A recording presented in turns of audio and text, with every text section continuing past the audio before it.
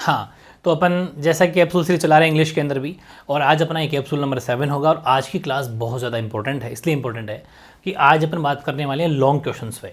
तो अब देखो बड़े ध्यान से समझो, ये जो विस्तृत बुक है इसकी कितनी ज़बरदस्त तरीके से पीएचडी आपकी हो रही है। ठीक है, कैसे कि इवनिंग में आप डेली लाइव टेस्ट दे रहे हो, बिल्कुल सही सोचा आपने, बिल्कुल सही कहा आपने। लाइव टेस्ट देना मतलब छोटे वाले शॉर्ट क्वेश्चन और वेरी शॉर्ट क्वेश्चन जितना भी घूम फिर के आने हैं सब कुछ इसमें कवर हो जाएंगे, शॉर्ट क्वेश्चन तक तैयार हो जाएंगे। फिर बात रहती है लॉन्ग क्वेश्चन को कैसे याद करें, बड़े बड़े क्वेश्चन है, इसलिए अपने लॉन्ग क्वेश्चन भी बड़े शानदार तरीके से बहुत ज़्यादा सिलेक्टिव, देखो मोस्ट तो सब लगवाते हैं, लेकिन क्या लगवाते हैं कि 100 इंपॉर्टेंट क्वेश्चन लगवा देंगे। आप जब काउंट करोगे 100 150 क्वेश्चन, अरे भाई फिर पूरी बुक ही बोल दे कि पूरी बुक याद कर लो, वो कोई मोस्ट लगाना थोड़ी ना होता है। मैंने बड़ी रिस्क लेके लगता हूँ, और अब आज तक का जो एक्सपीरियंस है वो अच्छा ही गया है, शायद आपके भी अच्छा ही जाएगा, क्योंकि थोड़ा एक्सपीरियंस भी इस चीज़ में हो गया है, और थोड़ा मतलब चैप्टर को पढ़ने के बाद में पता चल जाता है कि क्वेश्चन बनेंगे कहाँ से मेनली। इसलिए बड़े ही ध्यान से आपको लाइव टेस्ट बड़े शानदार देना है। फिर जो कल की क्लास आपने याद कर ली थी शॉर्ट क्वेश्चन आंसर की, और आज अपन बात कर लेंगे लॉन्ग की, तो ओवरऑल विस्तृत कंप्लीट हो जाएगी। बड़े ही ध्यान से समझना, बहुत ज़्यादा इंपॉर्टेंट है। और ये भी गारंटी है, मैं साथ में हिंदी क्यों लेता हूँ, ताकि हाथों हाथ आपको समझ में आ जाए, पूरी इमेज दिमाग फिट हो जाए। बाकी तो लैंग्वेज अपने मन से लिखना होता है, तो आराम से आपको साथ के साथ याद हो जाएगा। ठीक है ना, चलिए फिर स्टार्ट करते हैं। पूरी जान झोंक देना, 100% मस्त क्वेश्चन है, पूरी जान लगा दो जितनी लगा सकते हो। जिस दिन मार्कशीट आएगी ना, दिल कहते हैं गार्डन गार्डन हो जाएगा, शानदार कॉलेज मिल जाएगी, फिर मौज ही मौज है। क्वेश्चन है, give a character sketch of Charlie. Charlie का चरित्र चित्रण कीजिए। ठीक है, मतलब उसका कैरेक्टर कैसा था, चरित्र कैसा था, उसके बारे में बताइए, वो बंदा कैसा था। तो Charlie is an ordinary man living in New York, बिल्कुल सही है। चार्ली एक ऑर्डिनरी मैन का मतलब होता है साधारण व्यक्ति, साधारण आदमी था जो न्यूयॉर्क में रहता था। ठीक है, ही इज 31 ईयर्स, 31 वर्ष का था।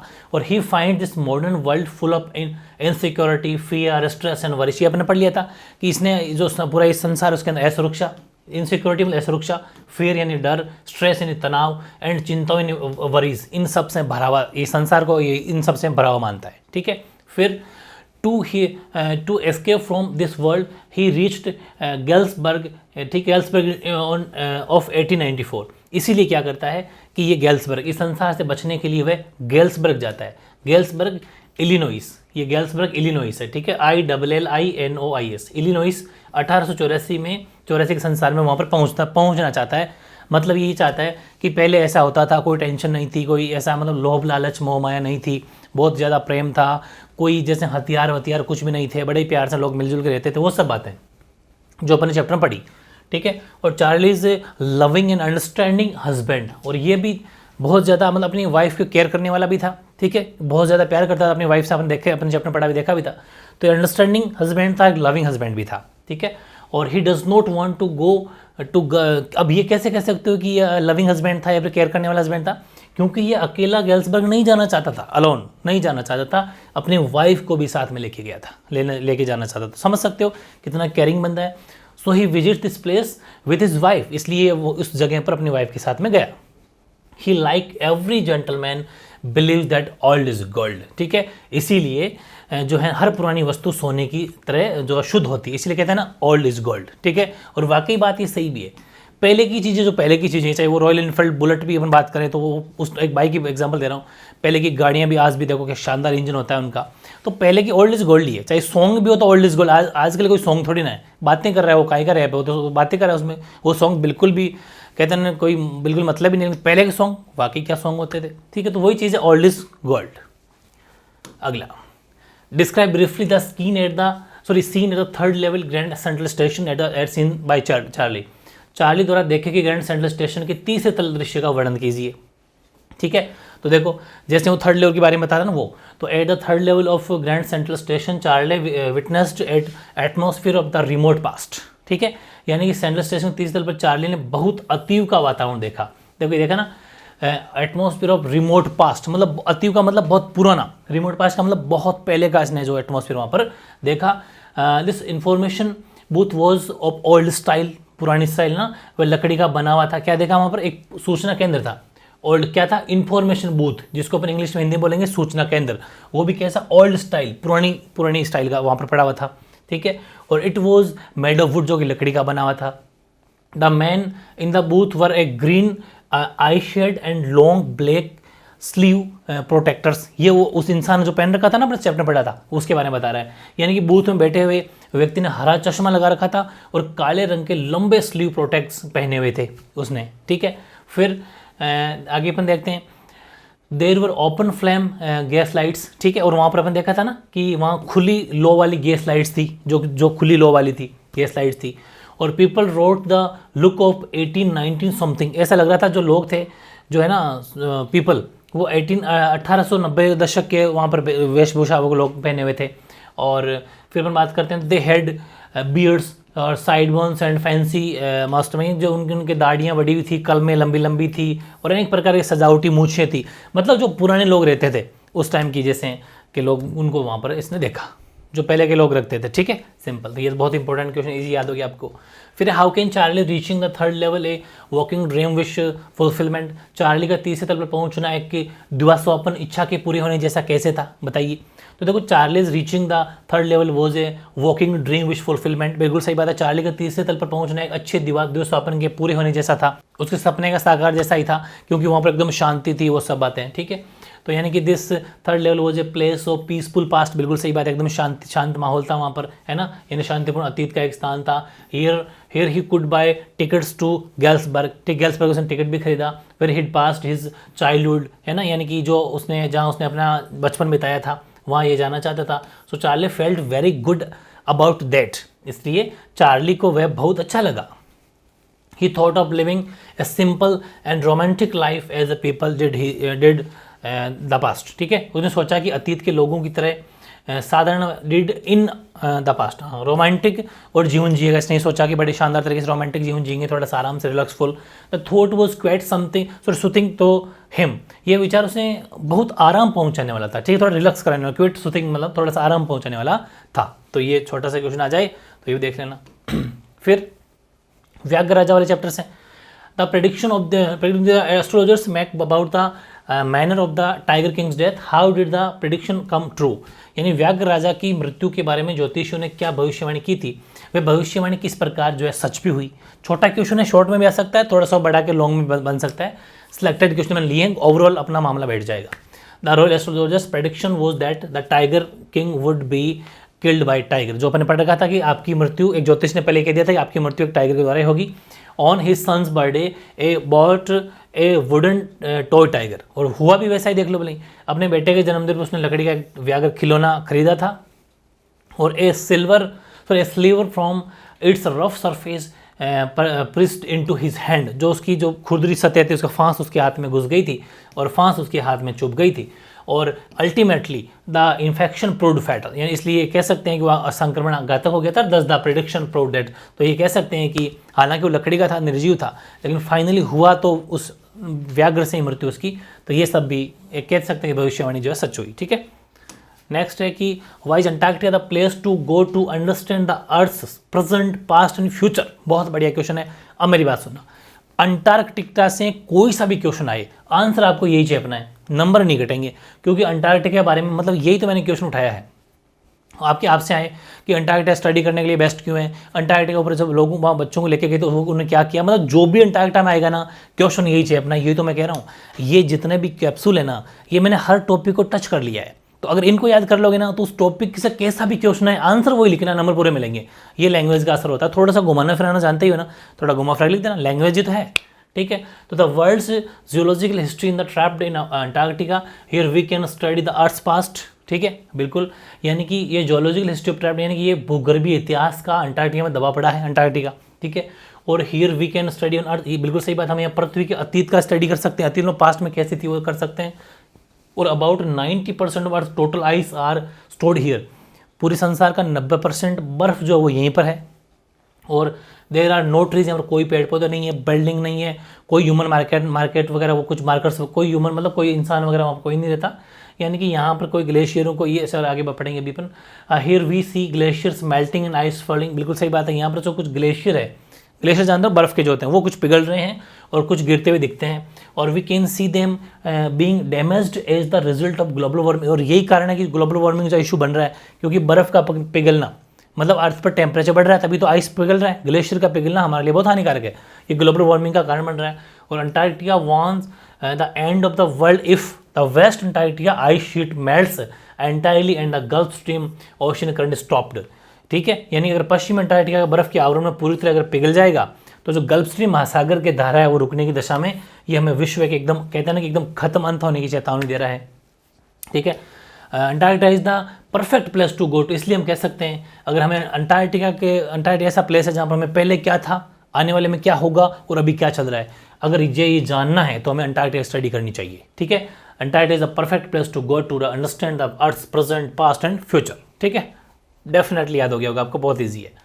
अगला, गिव ए कैरेक्टरिस्टिक्स ऑफ हाना। ठीक है, ये भी ठीक है। हाना का चरित्र चित्रण कैसा था, हालांकि अपन इसके बारे में पढ़ चुके कि Hana is the wife of doctor Sadao, बिल्कुल डॉक्टर सदाओ की वाइफ थी और the hero of the story, और बिल्कुल इस स्टोरी की नायक भी है, मतलब सदाओ की मतलब पत्नी है और कहानी के नायक थे कौन, डॉक्टर सदाओ कहानी के नायक है ना भाई, तो उसकी वाइफ थी ये। और she is loving wife and mother, बिल्कुल सही बात है, ये बच्चे केयर करती थी, मतलब एक अच्छी माँ भी थी, एक अच्छी पत्नी भी थी, बिल्कुल सदाओ की बहुत ज़्यादा साथ देती थी। She comes before us A good human being, बिल्कुल सही बात है। कैसे ह्यूमन बींग कैसे कह सकते हैं, हालांकि वैसे तो देखो वैसे हम कह सकते हैं कि ये एक अच्छी नागरिक इसलिए थी, अच्छी व्यक्ति के रूप में इसलिए जाना जाता है। वैसे भी महिलाएं जो होती है थोड़ी सॉफ्ट होती है और एक दयालु काइंडनेस उनके अंदर होती है, लेकिन इसमें भी वैसे ही और ज़्यादा अच्छे गुण थे कि दुश्मन एनिमी था, उसके बावजूद उसको नहलाया दिलाया, उसको आराम से वहाँ पर रखा, ये बहुत बड़ा चीज़ होती है। और she has a sympathetic heart, बिल्कुल सही बात है, ये जो है उसका हृदय जो है वो सहानुभूति से पूर्ण था। देखो यहाँ पर सिंपैथी का मतलब है थोड़ी सिंपैथी होना, सहानुभूति होना। ठीक है, और seeing a wounded man at her door step she feels pity for him, ये अपनी चौखट पर, डोर स्टेप का मतलब अपनी चौखट, घर की चौखट जो अपन बोलते हैं, उस चौखट पर एक जो घायल व्यक्ति को देख कर उसे उस पर दया आती है, बिल्कुल सही बात है, दया आती है। देख लो, फील्स पीटी फॉर हिम मतलब उसके साथ में दया आती है। और she joins her husband's decision to give shelter to wounded enemy, बिल्कुल सही बात है। तभी तो देख लो कि दुश्मन देश का था, लेकिन डॉक्टर ने सदाओ ने कहा था कि नहीं यार मुझे इलाज करना चाहिए, तो उसने उनका सब भरपूर साथ दिया कि हाँ बिल्कुल आप इसका ट्रीटमेंट करिए, इलाज हमें करना चाहिए, साथ दिया, डिसीजन को बिल्कुल यस माना।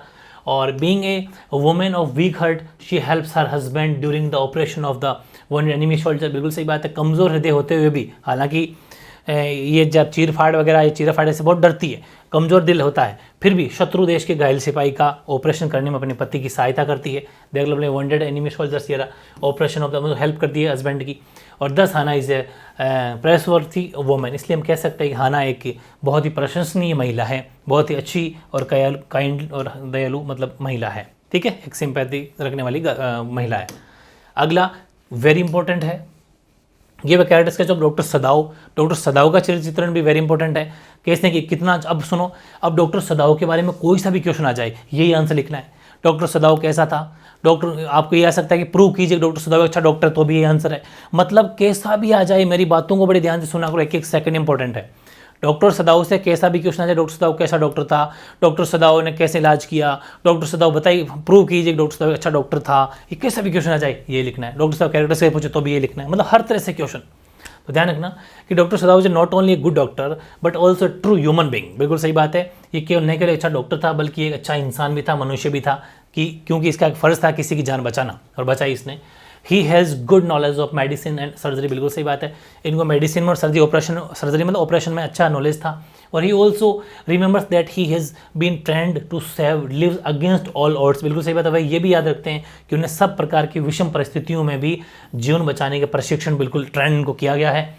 कैसे भी हो कि सेव लाइव्स मतलब किसी को कैसे बचाना है, मेन काम है पहले उसको बचाना, उसके बाद उसका इलाज करना, पहले जान बचानी चाहिए, वो उनको आता है कैसी भी कंडीशन हो जाए। चाहे as a good human being his heart is full of sympathy for all, ये अच्छे मनुष्य इस वजह से सभी के प्रति सहानुभूति है। और saving lives in her his religion, ठीक है, इसीलिए कहते हैं ना कि जीवन बचाना उनका धर्म है। ठीक है, saving lives is his religion, मतलब किसी की जान बचाना उनका धर्म है। और that is why he save the life of soldier who belongs to his enemy country, इसीलिए उसने दुश्मन कंट्री का होने के बावजूद उसकी लाइफ बचाई थी।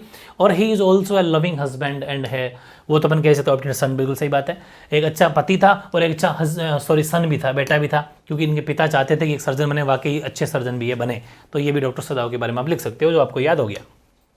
फिर है इवांस किस प्रकार का व्यक्ति था, इवांस के बारे में जो भी क्वेश्चन घूम फिर के यही आंसर चाहिए अपने तोड़ मरोड़ के कैसा न कैसा करके। What kind of a person of Evans? तो Evans was an old prisoner and the prison officers called him Evans the Break। पता था ना, छोटे क्वेश्चन में लिया था इसको मैंने। Evans एक बहुत ही पुराना कैदी था, ओल्ड प्रिजनर था, प्रिजनर मतलब कैदी, और जेल अधिकारी उसे इवांस द ब्रेक के नाम से जानते थे, जेल तोड़ने वाला। ठीक है, बिल्कुल सही बात है। और he had already escape from the prison 3 times, ये पढ़ चुके अपन कल भी छोटे वाले क्वेश्चन में भी, ये 3 बार जेल से भाग चुका था। ही लॉक्ड शेडी एंड अनशवन, ठीक है, यानी कि इसे दिखने में बिना शेव के गंदा सा दिखता था, बिना शेव के बहुत ही गंदा सा दिखता था मतलब। और he was very cunning had clever, ये बड़ा मक्कार और होशियार था। क्लेवर मतलब चतुर था, लेकिन मक्कार था मतलब धीट बिल्कुल, जिससे कोई असर नहीं होता, निकम्मा था कि लाइव टेस्ट में आना फिर लाइव टेस्ट में आता नहीं था। ये आपको लाइव टेस्ट देना चाहिए फिर लाइव टेस्ट देता ही नहीं था। ये आपको पढ़ना है डेली 4 बजे उठना, लेकिन 4 बजे उठता ही नहीं था ये ऐसा था, समझ गए। ये भी काफ़ी बड़ी चीज़ है। He could plan and escape even in the most adverse situations, और यानी कि सबसे विपरीत परिस्थितियों में भी वे बच भागने की योजना बना देता था। और he had a good team of faithful friends who helped him in carrying out his plan of escape, इसीलिए कहते हैं ना कि उसके पास वफादार दोस्तों की एक टोली थी जो बचकर भागने की। एक बात ध्यान रखना, निकम्मे जो होते हैं ना ऐसे लोग जो इनके दोस्त बहुत होते हैं, क्योंकि निकम्मों की बहुत ज़्यादा भीड़ है, निकम्मों को कमी नहीं है, तो इनके दोस्त भी अच्छे खासे बन जाते हैं, इसलिए इसको भगाने में निकम्मे बहुत हेल्प कर देते थे, ध्यान रखना, ठीक है। और his O level German examination was a well thought out plan to escape from the Oxford jail, ध्यान रखना ना कि जर्मन भाषा की ओ लेवल की परीक्षा उसकी ऑक्सफोर्ड जेल से भागने की सोची समझी योजना ही थी कि मेरा एग्जाम है, ये है वो है, फिर वहाँ से सीधा निकल के भाग गया हो। तो ये भी इसके बारे में आप थोड़ा बहुत लिख सकते हो। फिर है give a characters of Mister Lamb, very important है। श्रीमान लैम का जो चरित्र चित्रण कैसा था उसके बारे में कैरेक्टर स्केच हमेशा आते हैं घूम फिर के, इसलिए 100% चांस है कि बस ये जो आपका कैप्सूल है ना पूरा असरकारी है, असरदार है ये। In spite of being physically impaired, he does not consider himself inferior to anybody.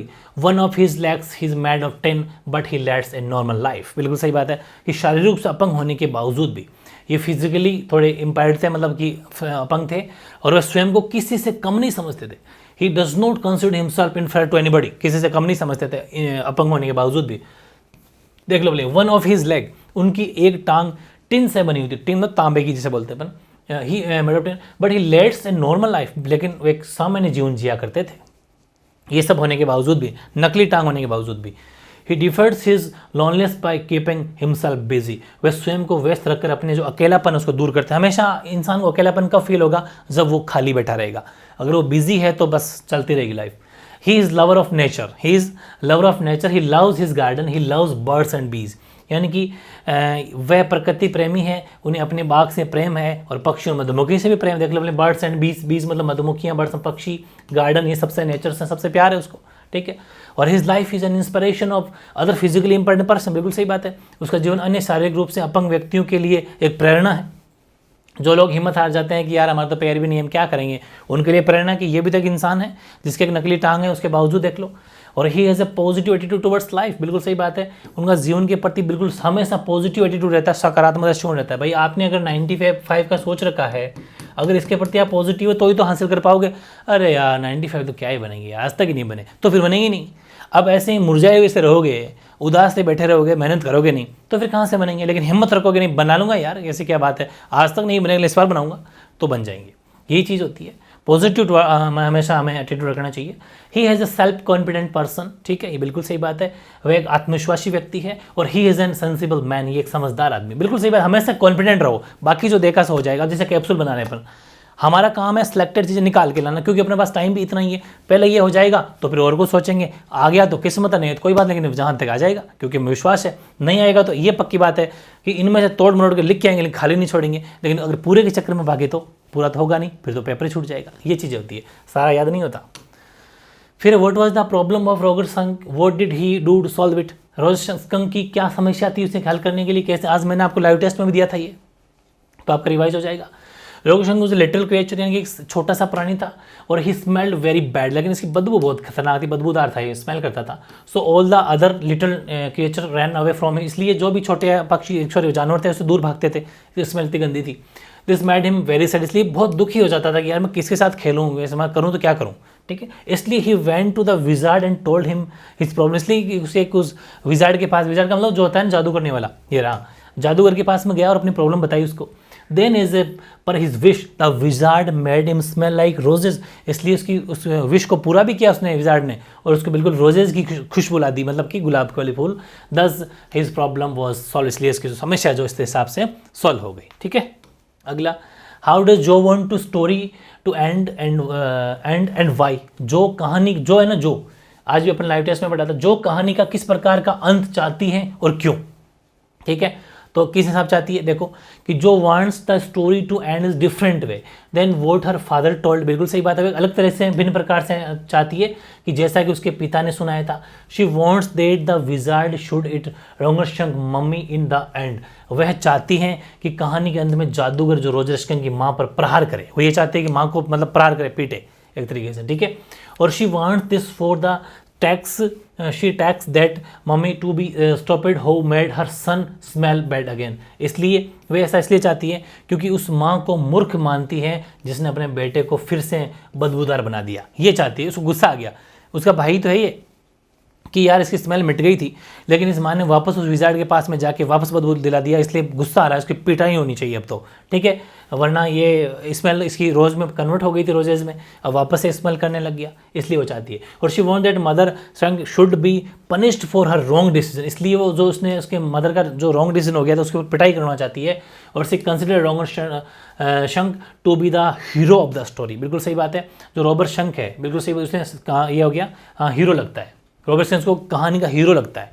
ठीक है, और in her childish world there is no place for ugliness and foul smell, so her hero can never be stinky, इसलिए देखो उसके बचकाने संसार में बदसूरती और दुर्गंध का कोई स्थान नहीं है, इसलिए हीरो कभी बदबूदार नहीं हो सकता।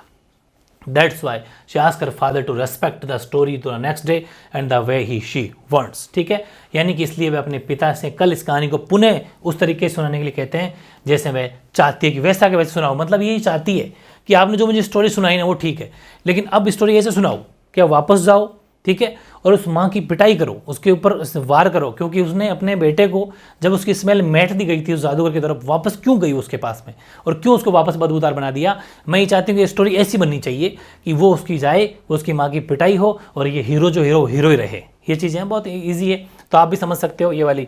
अपन भी सोचते हैं ना कभी कभी यार नहीं यार ऐसा नहीं, ऐसा होता ना, तो वही ये सोच रही बच्ची है, ये भी सोच रही है कि स्टोरी ऐसे होनी चाहिए, सेम वही। Right the characteristics of dairy, dairy का चरित्र चित्रण बताइए। ये मदर डेयरी वाले डेयरी नहीं है, ठीक है। तो dairy is a 14-year-old boy, ये 14 साल का एक लड़का है और his face is burned on one side, इसका एक चेहरा एक तरह से जला हुआ फेस है, ठीक है, एक तरह से चेहरा जल गया। और this has made him withdrawn and defect, यानी कि इनने उसने समाज में अलग, सीधी सी बात है, उपेक्षित कर दिया। समाज हमारा तो बहुत ही अलग तरह का है कि जैसे एसिड अटैक हो जाता है जो कि बहुत बुरी घटना है और उन निकमों को तो फांसी लटका देनी चाहिए जो एसिड अटैक करते हैं। तो वैसे एसिड अटैक होने के बाद में जो चेहरा फेस जल जाता है उसको समाज देखता ही नहीं, अलग तरह से देखता है, अलग ही उनको मतलब कोई वैल्यू नहीं होती, जबकि उनकी क्या गलती है बताओ। तो ये वाली चीज़ है, वैसा इसके साथ में हुआ था। और he thinks that people are afraid of him on account of his ugly face, इसलिए उससे बचने का प्रयास करते हैं। हर कोई लोग उस भद्दे चेहरे को देखो मत यार, देखना पसंद नहीं करते, ठीक है। They try to avoid him, वो उसको मतलब देखना पसंद नहीं करते, इसको भूलना चाहते हैं कि इसको देखो मत कभी। और he thinks that even when people show their sympathy to him they are in fact afraid of him, बिल्कुल सही बात है, ये वास्तव में लोग उससे डरते हैं, ठीक है। अपने सहानुभूति दिखाते हैं तो हैं लेकिन वास्तव में डरते हैं। कुछ लोग तो सहानुभूति सिंपैथी दिखाते हैं लेकिन वास्तव में रियल में ऐसा कुछ भी नहीं करते, डर के मारे कर रहे हैं, ये भी इसे पता है, ठीक है। He does not like to be with people, बिल्कुल सही बात है कि ये जो है ना इसको कोई नहीं चाहता, कोई से लोग इसके साथ रहना नहीं चाहते। He thinks nobody likes him expect his mother, ये भी सोचता है उसकी माँ के अलावा और कोई, भाई माँ तो माँ ही है, माँ का तो कोई मुकाबला है नहीं इस दुनिया के अंदर। और माँ का कभी बेटा हो चाहे बेटी हो कभी हम कर्ज उतार भी नहीं सकते, माँ माँ ही है, माँ का कर्ज अपन कभी नहीं उतार पाएंगे। तो वही चीज़ है कि इसकी माँ के अलावा इससे कोई प्यार नहीं करता। देखो एक बात बताऊँ, माँ की नज़र में बेटा चाहे बुजुर्ग बूढ़ा क्यों ना जाए वो हमेशा उनकी नज़र में जवान रहता है। और माँ को एक बेटा दुनिया का सबसे ज़्यादा सुंदर व्यक्ति लगता है, वो हमेशा सुंदर ही बना रहता है। तो ये सब बातें हैं, बेटा हो चाहे बेटी, माँ के लिए वो हमेशा जवान है, हमेशा सुंदर है, लड़की हो चाहे लड़का, ठीक है। तो माँ ही है, तो माँ इससे प्यार करती है, उसके अलावा कोई प्यार नहीं करता। और mister Lamb preferred him is to live a happy and cheerful life without minding what people say about him, इसीलिए वो मस्त तरह की ज़िंदगी जीता है कि भरपूर आनंदपूर्ण प्रसन्नतापूर्वक जीवन जीता है कि चाहे ज़िंदगी जो है वो परेशान कोई करे होने दो, मैं तो अपनी आराम से लाइफ जीऊँगा। ये वाली चीज़ अच्छी बात है, ये भी क्वेश्चन आ सकता है। और आज का लास्ट क्वेश्चन है कि why did dairy like scheduled place, dairy एकांत स्थानों को क्यों पसंद करता था, जहाँ पर शांति हो, एकांत हो, तो कारण तो आप समझ गए होंगे, क्योंकि लोग उतना प्यार नहीं करते, इससे बच बच के भागते, ये सोचता है कि एकांत बैठ जाए यार, इसलिए एकांत पसंद है इसको। There was a 14 years old boy, he had his face burnt, इतना तो अपने वही काम आ जाएगा। The acid not only burnt up his face, it also burnt up his soul from the inside। Acid attack होने के बाद में न कि इसका सिर्फ फेस ही जला है, अंदर से आत्मा भी जल गई है, क्योंकि अब यार लोग उससे प्यार नहीं करते, इसका तो लोगों के प्रति इसका प्यार उठ गया है, ठीक है। He become a victim of inferiority complex and started avoiding the company of people, ठीक है। इसलिए वह हीन भावना का शिकार हो गया, उसने लोगों के साथ में बचना अब आरंभ कर दिया कि लोग उसे बच के रहोगे यार, क्या माथा फोड़ी है, क्योंकि हम पसंद नहीं करते। He was feared and avoided on account of his ugly face, ठीक है, क्योंकि वह डरा हुआ था और उसने भद्दे चेहरे के कारण लोग बचता था कि लोग मुझे देखना पसंद नहीं करते, लोग मेरे से छुप रहे हैं, इसलिए वो भी खुद ऐसा करने लग गया। फॉर दिस रीजन एक लाइट शेड्यूल प्ले, इसलिए वो अकेला रहना पसंद करता है, अकेले स्थानों पर रहना पसंद करता है। बताओ, ईमानदारी से कमेंट करना। आज का सेशन इतने बड़े बड़े क्वेश्चन होने के बावजूद इंटरेस्टिंग पढ़ा अपन ने, साथ में हिंदी भी रखी ताकि आपको अंडरस्टैंडिंग अच्छी हो, हाथों हाथ याद हो गया होगा। अगर आपका ध्यान यहीं पर था तो कोई टेंशन वाली बात नहीं है। तो इस तरीके से अपनी जो ये बुक है, लाइव टेस्ट कंटिन्यू चल रहे हैं, ज़बरदस्त तरीके से देते रहना। और ये अपना जो क्वेश्चन आंसर का मैटर था, जो अपनी विस्तस का, जो अपन ने पहले शॉर्ट के पढ़ लिए, आज अपने लॉन्ग में पढ़ लिए, और अपना जो है सिस्टम जो है लाइव टेस्ट चल ही रहा है, तो बहुत अच्छी आपकी प्रिपरेशन होने वाली है और होगी, और 100% आपके बहुत अच्छे मार्क्स आने वाले हैं। बस मैं जैसा कहूँ वैसा करते रहो और ऑनेस्टी के साथ में लाइव टेस्ट देते रहो, ठीक है। ओके।